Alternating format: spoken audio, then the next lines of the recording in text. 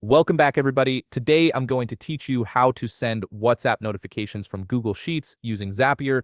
This is incredibly useful if you want to automatically message customers, team members, or clients whenever a new row is added to your spreadsheet, saving you time and keeping everyone in the loop instantly. First, open your web browser and head over to Zapier.com. Once you're there, log in using your credentials. Make sure you're signed into the account where you want to create this automation, as this will be where your Zap lives and runs. After logging in, you'll land on your Zapier dashboard. Here, click the Zap button to start creating a new automation. This is where you'll build the connection between Google Sheets and WhatsApp step by step. Next, click the Trigger button.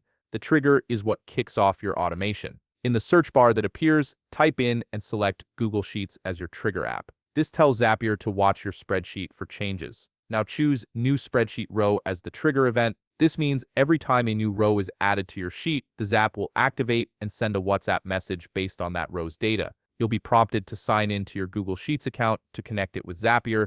Follow the authorization steps to grant Zapier access to your spreadsheets. This is a secure connection and allows Zapier to read the data you want to send. Once connected, select your specific Google spreadsheet from the drop-down menu, then choose the exact worksheet within that spreadsheet where new rows will be added. This ensures Zapier is monitoring the right place. Click Continue, then click Test Trigger. Zapier will pull in sample data from a recent new row in your sheet. This step is important because it shows you what information is available to send in your WhatsApp message. Review the data to make sure it's correct before moving forward. Now it's time to set up the action. Click the Action button, then search for and select WhatsApp Notifications as your action app. This is the service that will send the actual message. Choose Send Message as the action event. This tells Zapier exactly what you want WhatsApp to do when the trigger fires. You'll need to connect your WhatsApp account to Zapier. Follow the prompts to authorize the connection. Depending on your setup, this might involve scanning a QR code or logging in through WhatsApp Business API.